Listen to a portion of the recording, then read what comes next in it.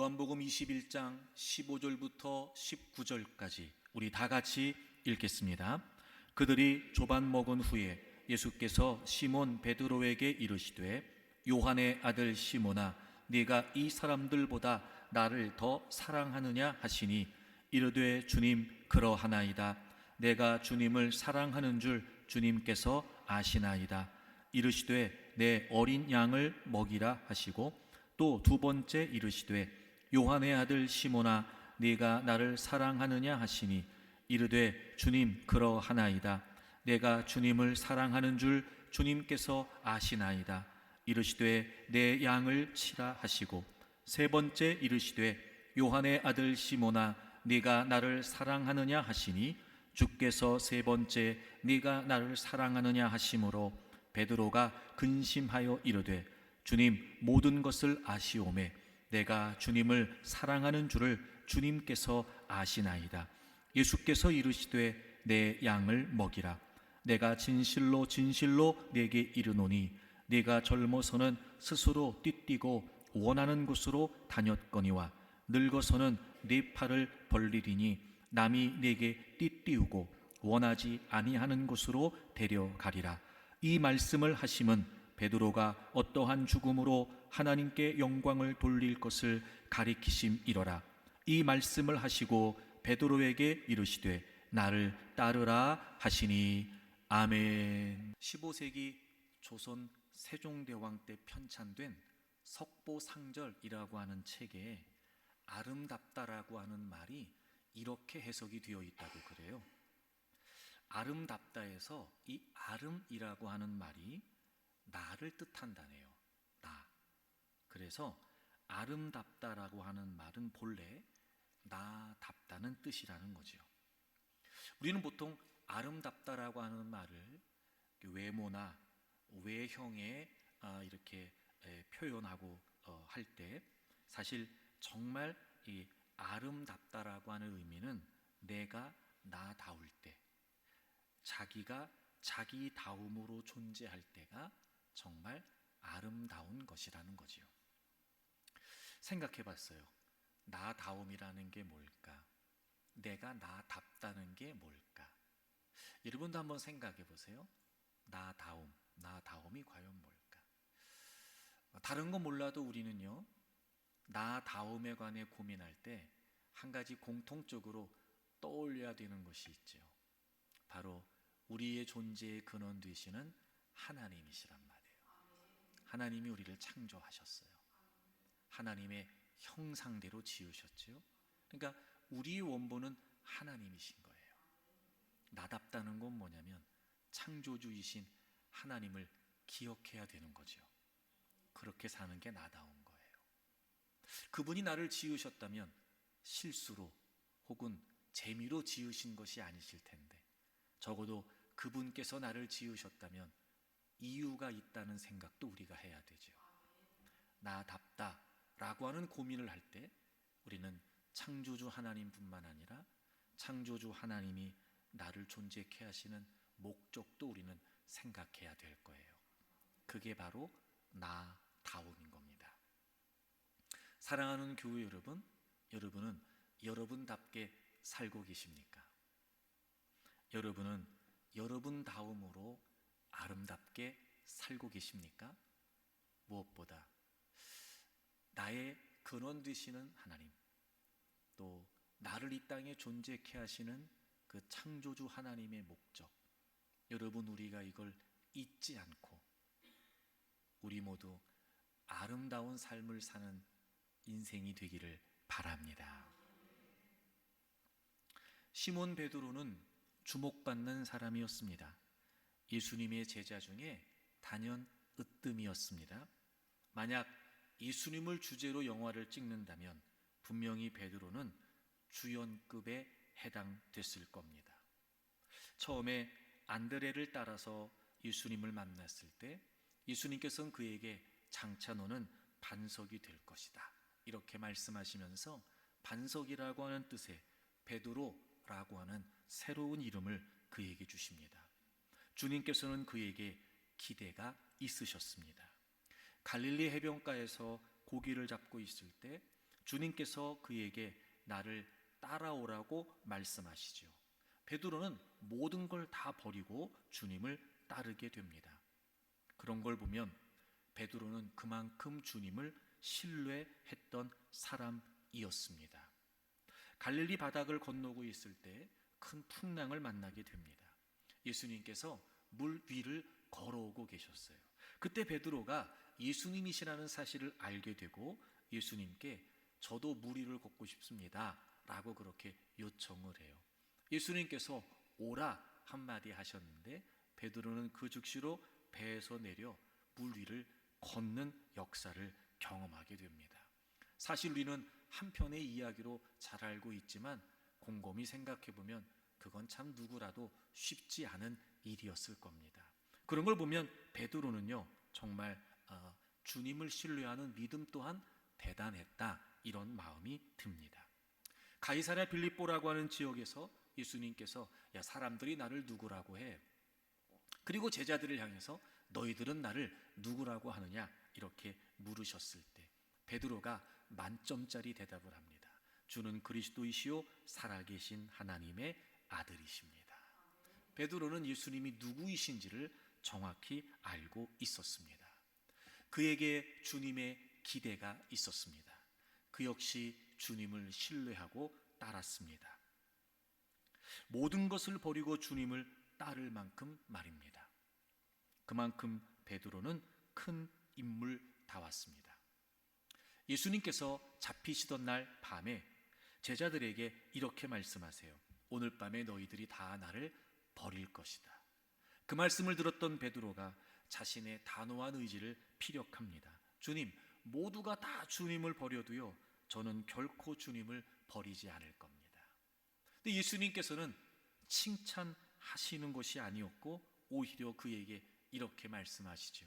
그래, 너 오늘 밤에 나 3번 부인할 거다 이렇게 말씀하세요.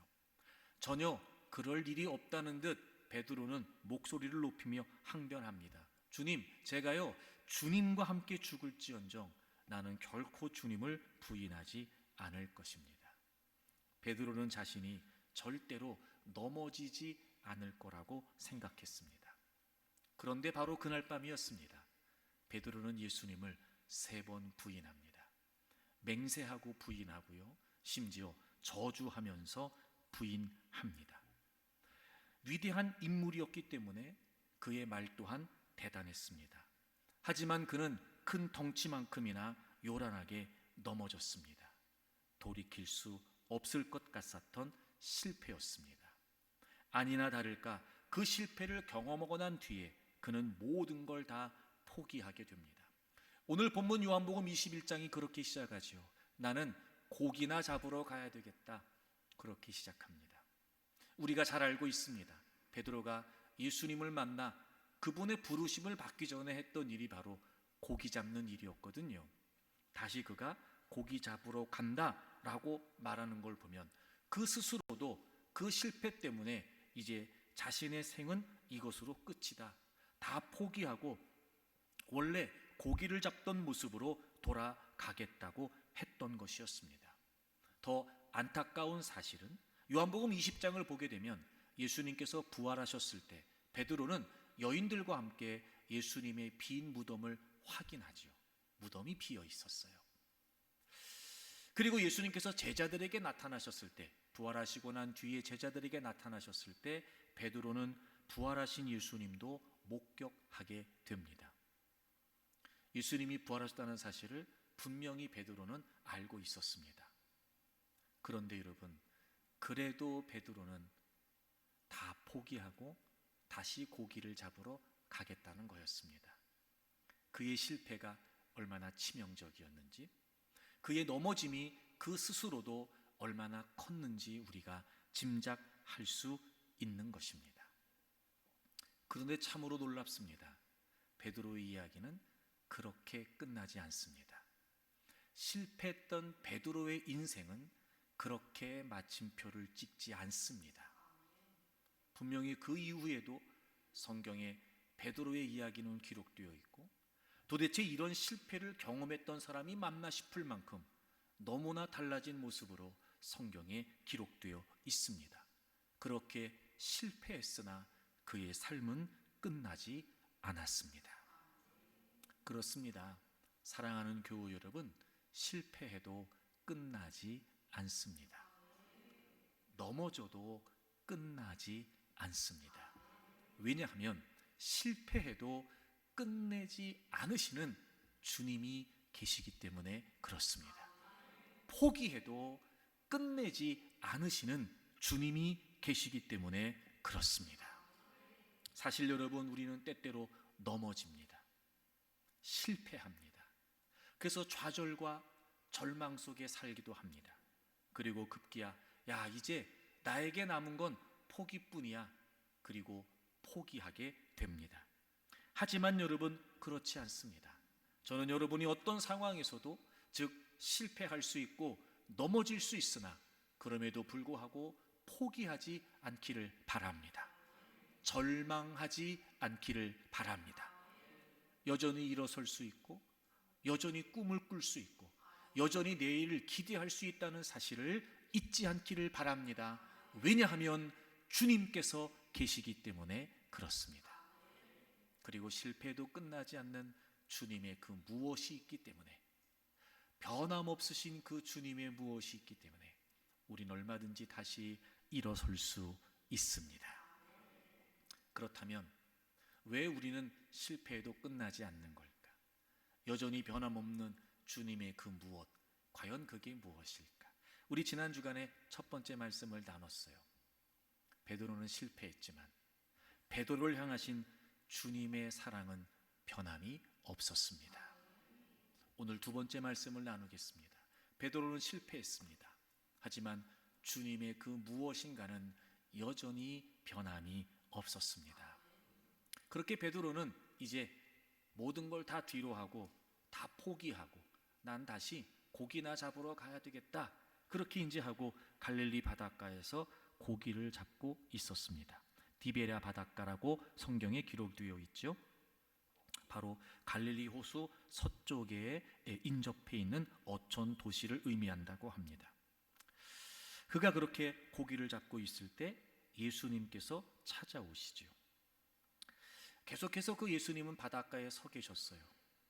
얼마나 오래 계셨는지는 모르지만 추정해 보건대 아마 베드로가 고기를 잡고 있는 그 밤새 예수님께서 그곳에 계셨을 수도 있어요. 그리고 이제 날이 새는 거예요. 밤새 고기를 못 잡았어요. 그리고 날이 셉니다. 그때 예수님께서 그들을 향해 이렇게 말씀하시죠. 오늘 본문 21장 5절에 보시면 예수님이 이렇게 말씀하세요. 얘들아, 너희에게 고기가 있느냐? 고기가 있느냐? 그들이 대답해요. 없습니다. 그러니까 이런 거죠. 밤새 고기 잡았는데 한 마리도 못 잡은 거예요, 지금. 그때 예수님께서 6절에 이르시되 그물을 배 오른편에 던져라. 그러면 많이 잡을 거야. 이렇게 말씀하셨어요. 그래서 베드로와 제자들이 그물을 오른편에 던졌더니 글쎄 이게 웬일입니까? 도대체 밤새 한 마리도 보이지 않았던 그 고기가 어디서 나타났는지 그물을 들 수도 없을 만큼, 즉 그물이 꽉 차도록 물고기가 잡힌 거예요. 분명히 여러분들 짐작하실 겁니다. 여러분, 이 장면을 보면 떠오르는 장면이 있잖아요. 분명히 떠오르는 장면이 있죠, 여러분. 누가복음 5장에 베드로가 여느 날과 다름없이 고기를 잡고 있었고 밤새 고기를 잡았는데 한 마리도 못 잡았어요.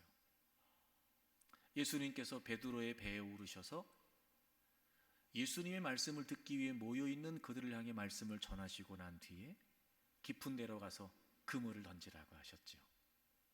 그래서 베드로는 깊은 데 가서 그물을 던졌어요. 역시도 그날 도대체 밤새 한 마리도 보이지 않던 고기가 도대체 어디서 나타났는지 여러분, 그물이 찢어질 정도로 고기가 잡혀요. 여러분, 그날의 장면과 오늘의 장면이 너무 흡사하지 않습니까? 이건 누구라도 이 경험을 통해 그때 누가복음 5장의 경험이 떠오를 수밖에 없는 상황인 거예요. 예수님께서 그 장면을 지금 연출하고 계시는 거죠. 모르긴 몰라도 이 장면에서 적어도 베드로만큼은 그 누가복음 5장 그때를 분명히 떠올렸을 거예요.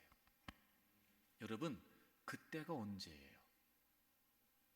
베드로가 그 기적을 경험하고 난 뒤에 예수님이 그리스도 메시아라고 하는 사실을 깨우치게 되죠. 그리고 그분 앞에 납작 엎드려요. 주님, 저를 떠나십시오. 저는 죄인입니다. 즉 예수님을 인격적으로 만나게 됩니다. 그리고 그때 예수님께서 말씀하시죠. 너 나 따라와. 너 이제부터 사람을 취하게 될 거야 라고 주님이 베드로에게 말씀하셨고, 베드로는 그 즉시로 배와 그물을 버려두고 주님을 따랐어요. 여러분, 누가복음 5장의 그 장면은 베드로에게 어떤 기억이지요? 그의 삶의 전환. 주님이 만나주셨고 그를 불러주셨고 그에게 사명을 주셨던 바로 그 사건 말입니다. 베드로의 인생의 터닝 포인트가 되었던 그 사건. 근데 그 사건이 지금 모든 걸 다 포기하고 다시 돌아왔는데 또 그 사건이 연출되고 있는 거예요. 그때를 기억하고 그때를 떠올리지 않을 수 없었던 거죠. 분명히 베드로는 이 경험을 통해서 그날 내가 주님을 만났고 주님이 나를 불러주셨고 내가 모든 걸 다 버리고 주님을 따랐던 그날의 기억을 떠올렸을 거예요. 그리고 난 뒤에 예수님이 차려주신 아침상을 같이 먹게 됩니다. 그리고 식사를 마치고 난 뒤에 예수님께서 베드로에게 너 나 사랑하냐? 네, 주님 사랑합니다. 주님 뭐라고 말씀하세요? 내 양을 먹이라 이렇게 말씀하세요. 또 물으세요. 너 나 사랑하냐? 그럼요, 저 주님 사랑해요. 그래, 내 양을 쳐라 이렇게 말씀하세요. 세 번째 또 물으세요. 너 나를 사랑하냐? 그럼요, 제가 주님을 사랑하는 거 주님이 아시잖아요. 그래, 너 내 어린 양을 먹여라 이렇게 말씀하세요.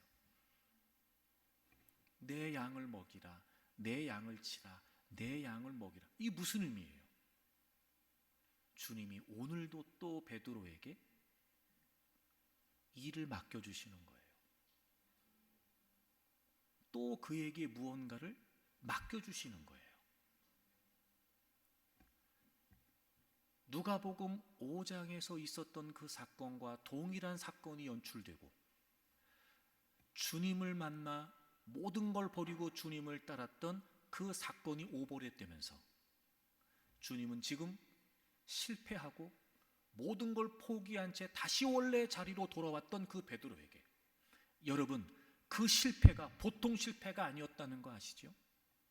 자기가 모든 걸 다 버리고 따랐던 그 주님을 부인했던 실패, 맹세하고 심지어 저주까지 하면서 부인했던, 도대체 다시 주님 앞에 나설 수 없을 것 같았던 그 실패, 다시는 주님의 부르심이 없을 것 같았던, 다시는 그 주님을 따를 수 없을 것 같았던 그 분명한 실패. 그런데 그 주님이 베드로를 찾아오셔서 그에게 말씀하시는 거예요. 그 부르심과 소명의 기억을 떠올리게 하시더니 또 내 양을 먹이라, 내 양을 먹이라, 내 양을 먹이라. 베드로는 실패했어요. 베드로는 주님을 부인했어요. 베드로는 주님을 등졌어요. 근데 여전히 베드로에게 변하지 않는 주님의 그 무엇인가가 있었어요. 바로 주님의 사명이었어요. 실패했어요. 모든 걸 다 버렸어요. 다 포기했어요. 그런데 그런 베드로를 주님이 찾아오셔서 오늘도 또 베드로에게 사명을 맡겨주세요. 마치 누가복음 5장에서 나를 따라와 넌 사람을 취하게 될 거야 라고 그에게 사명을 부여하셨던 그 주님께서, 베드로는 지금 실패하고 모든 걸 다 버리고 절망 가운데 여기 와서 다시 고기 잡고 있는데 여전히 변함없이, 마치 이런 거죠. 아무 일도 없었다는 듯이, 아무 일도 없었다는 듯이, 마치 주님이, 베드로가 주님을 3번이나 부인한 걸 모르고 계신다는 듯이 또다시 그에게 내 양을 먹이라, 내 양을 치라, 내 양을 먹이라. 여전히 변함없이 실패했던 베드로였지만 주님은 그에게 사명을 맡겨주세요. 그리고 우리는 이후의 이야기를 너무나 잘 압니다. 도대체 이렇게까지 예수님을 부인하고 저주했던 베드로가요, 사도행전 2장에 가게 되면 오순절이라고 하는 절기를 지키기 위해 디아스포라 되어 있던 유대인들이 몰려들게 되고 성령님이 임하시고 방언이라고 하는 역사가 나타나고 모든 사람들이 어리둥절하고 그리고 혼란스러워하고 있을 때 베드로가 설교하면서 복음을 전하잖아요. 저는 그 장면에 다른 누구보다 베드로가 되게 감격스럽지 않았을까 싶어요. 그분이 누구세요? 내가 부인했던, 내가 저주했던 그분이었어요. 내가 모른다고 외면했던 그분이었어요. 근데 그런 그도 외면하지 않으시고 버리지 않으시고 다시 찾아오셔서 사명을 맡겨주셨던 그 주님 때문에 회복이 된 거예요. 그리고 이제는 그가 당당히 자신 있게 그 주님의 이름을 증거해요. 너희가 죽인 예수님이 메시아라는 거예요. 그리고 그날 그 베드로의 복음을 듣고 3,000명이 회개를 하고 예수님을 믿습니다. 초대교회가 형성이 되고 사도 바울이 전면에 등장하기 전까지 초대교회의 영적인 지도자는 베드로였습니다. 이런 반전이, 여러분, 이런 반전이 누가 감히 꿈꿀 수 있었겠습니까? 어쩌면 모르면 몰라도 이 정도 실패라면 베드로는 끝났다, 이제 끝났다. 성경의 역사에서 사라지는 게 마땅하다. 다른 실패도 아니고 그 주님을 부인하고 저주했던 베드로인데 어떻게 그가 다시 성경의 역사에 이름을 기록할 수 있으며 다른 것도 아니고 주님의 이름을 증거하는 사람이 될 수 있겠냔 말이에요. 아마 누구도 그 가능성을 생각하지 못했을 거예요. 하지만 주님은 그러지 않으셨어요. 그런 걸 보면 여러분, 베드로는 실패했는지 모르지만 주님은 실패하시지 않는 거예요. 누가복음 5장에서 너 사람을 취할 거야, 사람 낚는 어부가 될 거야 라고 부르셨던 그 주님의 부르심과 소명은 베드로가 이런 엄청난 실패를 했음에도 불구하고 변함이 없었어요. 그 주님의 사명은 실패했던 그를 찾아오셔서 또 사명을 맡겨주셨고 베드로는 그 주님 덕분에 회복이 되어서 그 사명을 멋지게 감당하고 마지막 순간까지 주님의 이름을 증거하다가 순교하는 사도가 될 수 있었던 거죠. 사랑하는 교회 여러분, 실패해도 끝나지 않습니다. 왜냐하면 우리는 실패해도 여전히 변함없는 주님의 사명이 우리에게 있기 때문에 그렇습니다. 그러니 여러분, 절망하지 마세요. 좌절하지 마십시오. 그리고 포기하지 마십시오. 우리에게는 변함없는 주님의 사명, 우리를 부르시고 우리에게 맡겨주신 그 분명한 주님의 사명이 있기 때문에 우리를 주권적으로 부르신 그분께서는 신실하신 분이시기 때문에 반드시 우리를 어떤 실패에도 불구하고 하나님 자신의 뜻대로 쓰시며 자신의 뜻을 이루실 줄로 믿습니다. 그래서 여러분, 이 사건이 베드로에게 얼마나 중요한 사건이었는지 베드로가 이 사건에 관해 이렇게 정리해서 고백을 해요. 자, 베드로후서 1장을 찾아보세요. 베드로후서 1장 10절 우리 다 같이 읽겠습니다. 그러므로 형제들아 더욱 힘써 너희 부르심과 택하심을 굳게 하라. 너희가 이것을 행한즉 언제든지 실족하지 아니하리라. 아멘. 여러분 보세요. 베드로가 이런 사건을 경험했던 사람이었어요. 그리고 그가 분명히 회복을 해서 하나님의 거룩한 역사를 감당했던 사람이었어요. 그랬던 그가 분명히 고백하는 거예요. 뭐라고 고백해요? 부르심과 택하심을 굳게 하래요. 어찌 보면 베드로에게 있어서 그가 그런 실패가 있었으나 다시 회복을 하고 그리고 주님 역사를 감당하는 사람이 되어 감당하기까지 그에게 중요했던 건 뭐였어요? 부르심과 택하심이었어요. 선택하셨고 그에게 사명을 맡겨주셨던 그 주님의 부르심과 택하심, 그걸 어떻게 하래요? 굳게 하래요. 여러분, 여기서의 굳게 한다는 게 무슨 말이냐면요, 확고히 하라는 거예요. 확고히 하라. 그런데 그 뒤에 보면 무슨 표현이 나오냐면 이것을 행한즉 언제든지 실족하지 않는다, 이런 표현 나오잖아요. 여러분이 실족한다는 말이 무슨 말이냐면 넘어진다는 말이에요. 실패한다는 말이에요. 그러니까 이런 표현들을 보면 베드로의 경험이 묻어 있는 거예요. 자기가 실패했었거든요. 근데 어떻게 일어났어요? 그 부르심과 그 택하심 때문이었어요. 그럼 보세요. 이런 거죠. 실패하지 않는 사람은 아무도 없어요. 다시 말하면 우리는 계속해서 넘어져요. 그래서 우리는 늘 불안정하지요. 근데 그런 불안정한 인생을 살아가는 우리가 확고해질 수 있고 견고해질 수 있는 비결이 뭐예요? 부르심과 택하심이에요. 제가 중요한 말씀 드릴게요. 여러분, 여러분의 인생을 좌우하는 건 그 무엇이 아니에요. 사명이에요. 실패가, 실수가 여러분의 인생을 좌우하지 못합니다. 절대로 좌우하지 못합니다.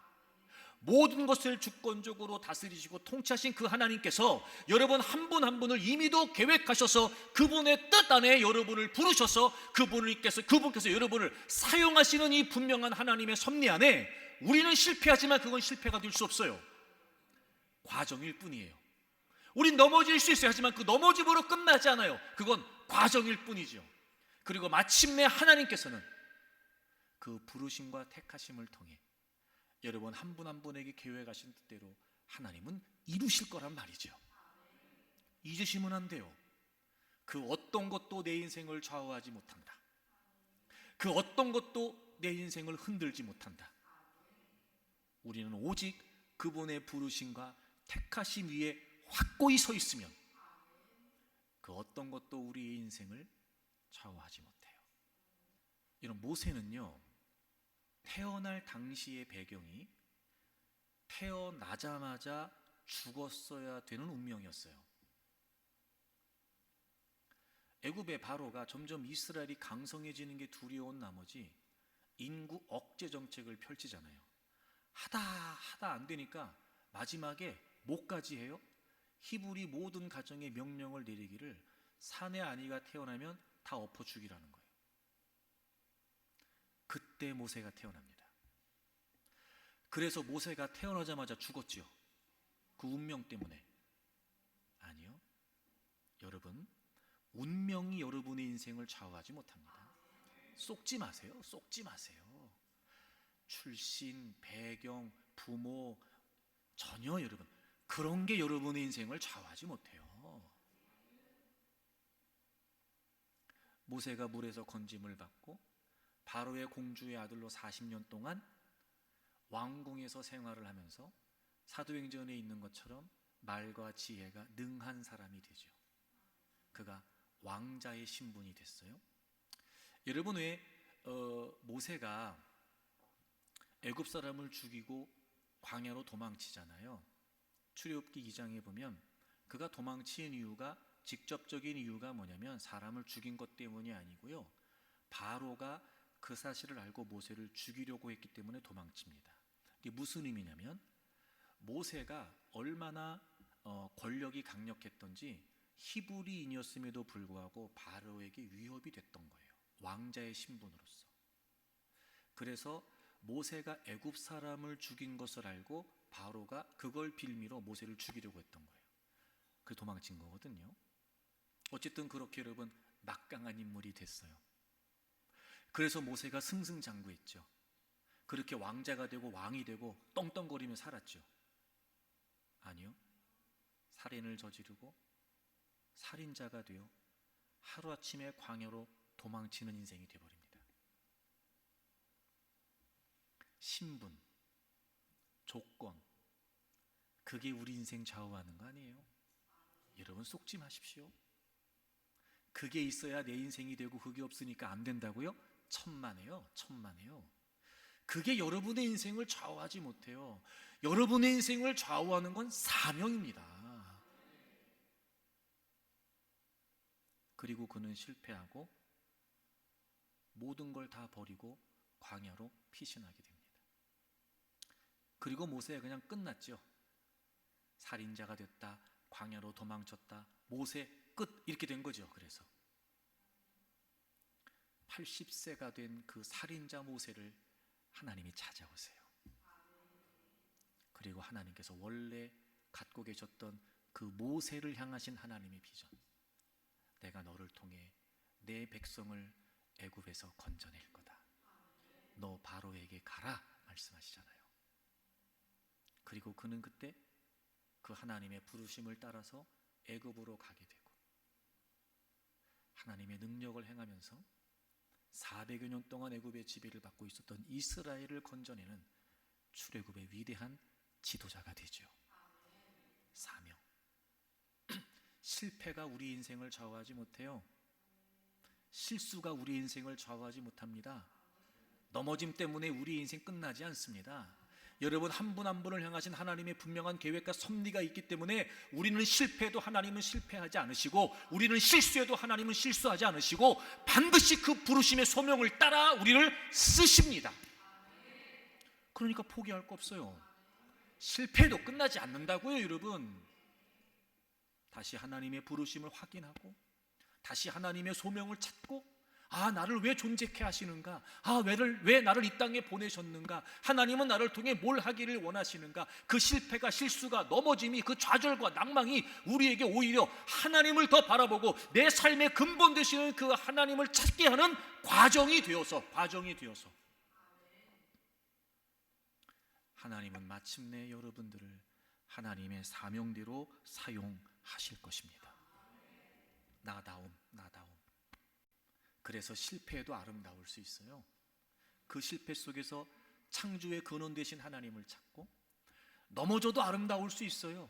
그 넘어짐 속에서 나를 존재케 하신 하나님의 이유를 찾는 거죠. 오히려 그 실패 때문에, 오히려 그 넘어짐 때문에 하나님께 더 가까이 다가갈 수 있고, 나를 존재케 하시는 하나님의 이유를 망각하고 살았던 그가 다시금 하나님을 찾으면서 모든 걸 다 잃어버렸다는 그 상황 속에서 더 이상 재기가 불가능하다, 내가 꿈꿨던, 내가 기대했던 내 인생은 이제 다 무너졌다 라고 생각하는 그 순간에 다시금 나를 지으신 하나님을 바라보고 그 하나님의 목적을 상기할 수 있다면 실패도 아름답고 넘어짐도 아름답지요. 나다움을 찾아가는 과정이니까요. 그리고 그 하나님의 위대하신 목적을 따라 살 수 있다면 여러분, 우리는 실패해도 끝나지 않습니다. 그런데 여러분, 그럼에도 불구하고 베드로는 실패했잖아요. 넘어졌단 말이에요. 그를 향하신 주님의 사명이 여전하다는 건 뭐 그렇다고 치자고요. 그럼 실패했던 그가 다시금 주님께서 부여하신 그 사명의 부르심을 따라 이제 어떻게 되냐 말이에요. 그렇잖아요. 실패했어요. 모든 걸 다 뒤로 하고 다시 일어설 힘조차 없어요. 그러니까 다시 고기 잡으러 온 거예요. 그러니까 주님이 다시 사명을 맡겨주셨죠. 그러면 되냐고요. 맡겨주시니까 없던 힘이 생겨나고, 맡겨주시니까 다시 그래 해보자, 이게 쉽겠냐고요. 실패를 해봐서 알고 좌절을 해봐서 알지요. 그래서 주님께서 그에게 사명을 부여하시면서 실패했던 그가 어떻게 사명을 감당해야 되는지 아주 중요한 말씀을 주세요. 자, 다시 본문 돌아오세요. 요한복음 21장, 이제 예수님이 찾아오셨고 주님의 사랑이 변함없다는 걸 말씀해 주시고 보여주시고 사명에 관해 언급해 주시는데, 다시 사명을 맡기시는 그 15절 이후의 말씀을 보게 되면 참 희한한 게 한 가지. 자, 여러분 생각해 보세요. 여러분이 실패하고 모든 걸 다 버리고 다 등 뒤로 하고 다시 고기 잡으러 왔어요. 그런 그에게 예수님께서 다시 사명을 맡겨주세요. 그러면 우리 같으면 뭐부터 물어볼까? 뭐부터? 이런 거죠. 너 그때 왜 그랬어? 그런 거. 너 다시 안 그럴 자신 있어? 뭐 이런 거. 왜 뭘 맡겨야 되니까 계속. 아니면 야, 너 그렇게 감당할 만한 뭔가가 있는 거야? 너 그거 충분히 해낼 수 있겠냐? 너 능력 있을 것 같아? 이런 거 물어봐야 되는 거 아니에요? 근데 희한한 게 뭐냐면 주님은요, 다른 거 안 물어보세요. 뭐 물어보세요? 너 나 사랑하냐? 이거 물어보세요. 저는 이게 처음에 이해가 안 되는 거예요. 일반적이지 않잖아요. 다른 거 안 물어보셨다니까요. 그냥 주님이 사명을 다시 맡기시기 전에 너 나 사랑하냐? 너 나 사랑해? 너 나 사랑하는 거야? 이것만 물어보세요. 처음에는 이해가 안 됐다가 나중엔 제가 이렇게 이해가 풀리기 시작했어요. 아, 그런 걸 보면 실패했다가 다시 일어설 때, 넘어졌다가 다시 일어설 때 진짜 중요한 건 주님을 사랑하는 거예요. 자, 보세요. 이게 무슨 얘기냐면 예수님이 베드로를 여전히 사랑하시는 건 분명하죠. 제가 지난주에 설명드렸어요. 그래서 주님은 의도적으로 베드로에게 여전히 주님이 사랑하신다는 걸 표현해 주신 거예요. 그렇죠? 근데 주님은 베드로를 여전히 사랑하세요. 근데 실패한 건 누구예요? 베드로죠. 주님께서 그 베드로로 하여금 여전히 베드로를 사랑하시는 주님의 사랑을 깨닫게 하시는 과정에 역으로, 역설적으로 너 나 사랑하냐고 물어보세요. 그때 베드로가 제가 주님을 사랑합니다. 제가 주님을 사랑합니다. 제가 주님을 사랑합니다. 대답을 하는데, 자, 세 번째 답을 할 때 이렇게 답을 해요. 17절 보세요. 17절. 세 번째 이르시되 요한의 아들 시몬아 네가 나를 사랑하느냐 하시니 주께서 세 번째 네가 나를 사랑하느냐 하심으로 베드로가 뭐 했어요? 근심했어요. 여러분, 여기서 이 근심했다는 단어가 무슨 뜻이냐면 조심스럽게 이런 뜻이에요. 그런데 이런 거죠. 과거의 베드로의 모습과는 너무 달라요. 너희들이 다 나를 버릴 거야. 주님, 다 버려도요 나는 버리지 않습니다. 주저함이 없었어요. 베드로가요. 그래? 너 오늘 나 3번 부인한다? 아이고 주님 무슨 말씀이세요? 내가 주님과 함께 죽을지언정 난 부인하지 않습니다. 단호했다니까요. 분명했다니까요. 마치 그 말씀을 하신 주님이 무한하실 정도 아니었을까? 거침없었어요. 베드로가요. 그만큼 주님에 대한 마음이 확실했다고 자신했어요. 근데 꽈당 넘어졌어요. 그리고 주님이 찾아오셨어요. 베드로도 느꼈어요. 주님이 자기를 여전히 사랑하신다는 걸. 근데 그 주님이 이제 반대로 물으시네요. 너 나 사랑하냐? 그때부터 베드로는 이전과 다른 모습으로 주님에 대해 고민하기 시작하는 거예요. 신중할 수밖에 없었어요. 조심스러울 수밖에 없었죠. 고민하지 않을 수 없었어요. 왜? 이미도 자신만만했던 그가 주님을 등졌거든요. 근데 여전히 주님은 베드로를 사랑하시는 건 분명한데 그 주님의 사랑 앞에 주님이 베드로에게 물으세요. 너 나 사랑하냐? 주님, 제가 주님을 사랑하는데요. 너 나 사랑해? 제가 주님 사랑하는 거 주님이 아시잖아요. 너 나 사랑하냐? 신중하게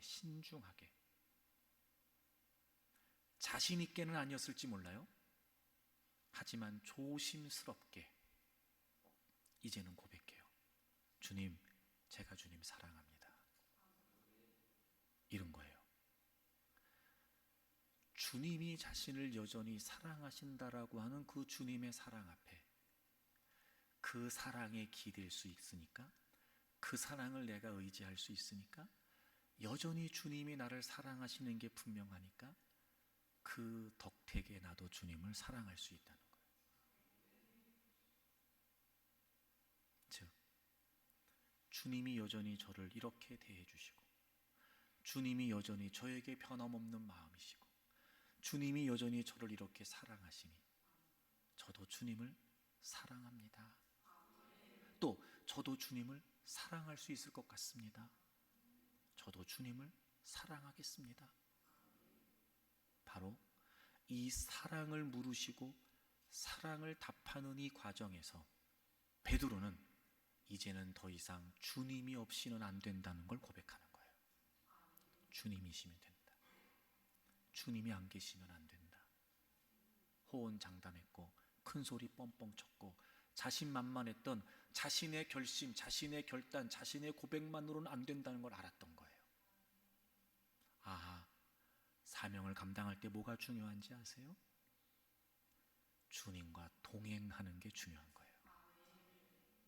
주님이 그거 알려주시는 거예요. 너 내가 다시 맡겨줄게. 근데 너 이제 잊으면 안 돼. 너 자신만만하다고 되는 거 아니야. 네가 앞서간다고 되는 거 아니야. 너가 결심한다고 되는 거 아니야. 내가 있어야 돼. 내가.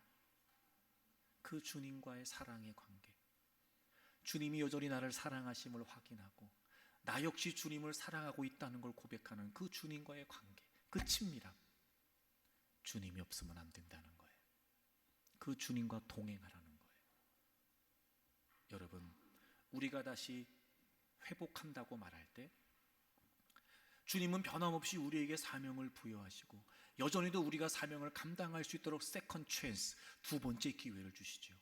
아니요, 주님은 세 번째 기회도 주실 거예요. 네 번째, 다섯 번째 기회도 얼마든지 주실 거예요. 근데 그때마다 우리가 깨우쳐야 되고 정말 우리가 결단하고 뭐냐면 내가 할 수 있습니다, 이게 아니고 저는 주님이 없으면 안 됩니다. 저는 주님과 함께 하고 싶습니다. 주님이 함께시라면, 주님이 함께 하신다면 그 주님과의 관계 안에서, 그 주님과의 친밀함을 통해서 제가 이 길을 갈 수 있습니다.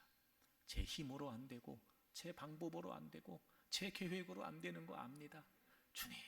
주님과 함께 하고 싶습니다. 동행 그거 알려주시는 거예요. 사랑하는 여러분, 실패해도 끝나지 않아요. 변함없는 주님의 사명이 우리에게 있기 때문에 그렇습니다. 어떻게 하면 돼요? 주님과 붙어 있으면 돼요. 주님과 더 가까우면 돼요. 주님과 동행하려고 하면 돼요. 주님과 함께 하려고 하면 돼요. 주님이 원하시는 건 그거예요. 함께한다, 즉 동행한다와 더불어 또 하나 중요한 게 뭐냐면 같은 맥락에서 18절을 보세요.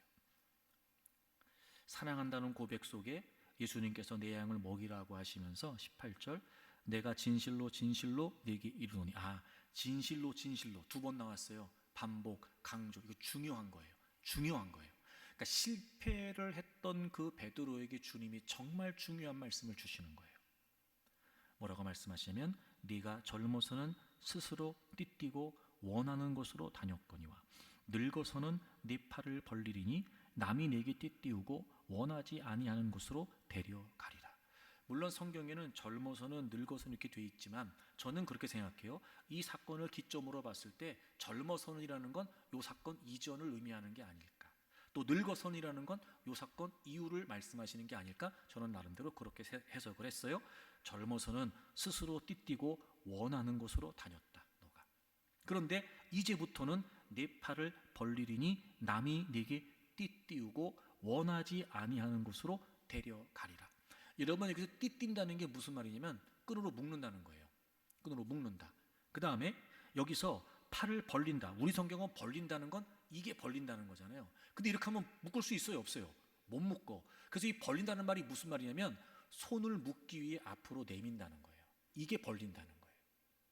그러니까 너 이전까지는 네가 원하는 대로, 네가 마음대로, 네가 하고 싶은 거 그렇게 너 마음대로 했지. 이제는 그렇게 안 될 거야. 손 내밀어. 내가 묶을 거다 이제. 그리고 이제는 너가 원하는 거 아니야. 남이 원하는 거. 그러니까 남이 원한다는 건 1차적으로 본인이 원한 대로 안 되는 거예요. 남이 원한다는 건 그 남이 누구시겠어요? 주님이시겠죠. 이제 내가 너 이끌고 갈 거야 라고 말씀하시는 거예요. 여러분이 이게 무슨 의미일까요? 동행과 더불어 두 번째 중요한 개념이에요. 여러분, 우리는요 통로예요. 무슨 말이냐면 내가 주님을 통해 뭘 하는 게 아니에요. 주님께서 나를 통해 하시는 거예요. 그러니까 주체가 누구냐고요. 주체가. 여러분, 여러분의 삶의 주인이 누구시냐고요. 우리는 사실 주님 이렇게 얘기하면서 도와주세요 얘기하면서 우리는요 내가 주님을 통해서 하는 의미가 많아요. 내가 원하는 거, 내가 계획한 거, 내가 결정한 거 주님을 통해서 하겠다는 거예요. 우린 이걸 동행이라고 오해해요. 우린 이걸 믿음이라고 오해한다고요. 믿습니다. 주님 도와주세요. 되게 해주세요. 믿습니다. 이게 아니라니까요, 여러분. 그게 아니라니까요. 그게 아니고 주님께서 주인 되셔서, 주님께서 주체가 되셔서, 그분께서 나를 도구 삼으셔서 그분께서 나를 통해서 하시는 거예요. 그러니까 동행과 통로는 동전의 양면과도 같아요. 주님이 그 말씀하시는 거예요. 너 이제부터 내 통로야. 내가 원하는 대로 이끌고 갈 거야. 내가 너를 쓰고 싶은 대로 쓸 거야. 너 뜻대로 안 돼. 너 결정대로 안 돼. 너 계획대로 안 돼. 너 경험해봐서 알지. 자신만만하고 큰소리치고 결국 너 실패했잖아. 이제 나 믿고 나 따라와. 나 따라와. 자, 그럼 보세요, 여러분. 제가 왜 이게 같은 맥락이라고 말씀을 드리냐면, 동행과 통로가, 자 보세요. 내가 이제 정말 주님을 사랑하고 주님이 나를 사랑하시고 내가 이제 정말 그분이면 돼요. 그분이면 돼. 이제 실패를 경험하면서 그분이 더 소중함을 알았고, 실패를 경험하면서 그분과 동행함을 내가 이제 깨우쳤어요. 그럼 여러분, 주님과 우리가 동행할 때 동행이라는 건 뜻이 같아야 되잖아요. 여러분, 뜻이 다른데 동행할 수 있어요? 없어요? 없어요. 단순한 예로 오늘 예배 끝나고 점심 먹으러 갈 때 아무리 둘이 같이 점심 먹으러 가고 싶어도 나는 짜장면 먹을래, 나는 된장찌개 먹을래, 그럼 동행이 돼야 안 돼요? 안 되지. 동행하려면 어떻게 해야 돼요? 짜장면을 포기하든 된장찌개를 포기하든 하나로 합쳐져야 동행이 되는 거 아니에요? 이게 동행이잖아요, 여러분. 그럼 주님과 내가 동행을 한다고요. 근데 내 뜻과 주님의 뜻이 다를 수 있잖아요. 이때 어떻게 해야 돼요? 그게 동행이죠. 그럼 내 뜻을 포기하고 내가 주님과 동행하면 뭐만 남아요? 주님의 뜻만 남고, 그럼 그 주님은 그 주님의 뜻을 나를 통해 이루시고 내가 통로되는 거잖아요. 이게 동행이고 이게 통로예요. 사명은 그렇게 감당하는 거예요. 주님이 그거 알려주시는 거예요. 그게 회복이에요. 그게 일어서는 거예요. 그게 다시 가는 거예요. 다시 나아가는 거예요. 그래서 주님께서 세컨 찬스, 두 번째 기회를 주시는 건, 내가 살려줄게, 이제부터 너 하고 싶은 대로 살아, 내가 다시 살려줄게, 너 마음대로 살아, 이게 아니고, 너 경험해봐서 알지, 너 해봐서 알지, 안 되잖아. 이제 다시 기회를 줄 테니까 내 뜻대로 살아. 자, 내가 다시 기회를 준다. 너 인생에 내가 계획한 뜻이 있어. 너 그 사명으로 살아. 사명으로 살아. 사명으로 살아. 응? 아멘. 아멘. 응? 그게 회복이고 그게 치유예요. 사랑하는 교우 여러분, 실패에도 끝나지 않습니다. 주님의 사랑은 변함이 없고 주님의 사명도 변함이 없습니다. 우리가 다시 일어서서 내일을 꿈꾸고 소망을 가지고 살기를 원한다면 여전히 여러분을 사랑하시는 주님을 바라보십시오. 그리고 여러분의 삶의 근원이 되시고 창세전부터 여러분의 삶을 계획하신 그 분명한 주님의 목적을 다시 기억하십시오. 찾으십시오. 그리고 여러분의 뜻이 아니라 주님의 뜻, 여러분의 계획이 아니라 주님의 계획을 따라 살기로 결심하세요. 주님과 동행하고 주님의 통로가 되고, 그렇게 다시 우리가 주님께 붙들려 일어설 수 있다면, 이렇게 실패했던 베드로도 도무지 이 모습이 상상이 되지 않을 정도로 베드로를 초대 기독교의 역사에 위대한 인물로 쓰셨던 것처럼, 여러분 한 분 한 분을 향하신 하나님의 계획은 변함이 없기에 오늘도 살아가는 우리 모두를 그 하나님 나라의 거룩하신 뜻을 위해 사용하실 줄로 믿습니다. 좌절하지 말고 절망하지 말고 포기하지 마십시오. 실패해도 끝나지 않는 주님의 사랑, 실패해도 끝나지 않는 주님의 사명으로 다시 일어서서 우리의 남은 인생을, 아니 주님 다시 오시는 그날까지 그분의 사명을 위해 살아가는 저와 여러분들이 되기를 바랍니다.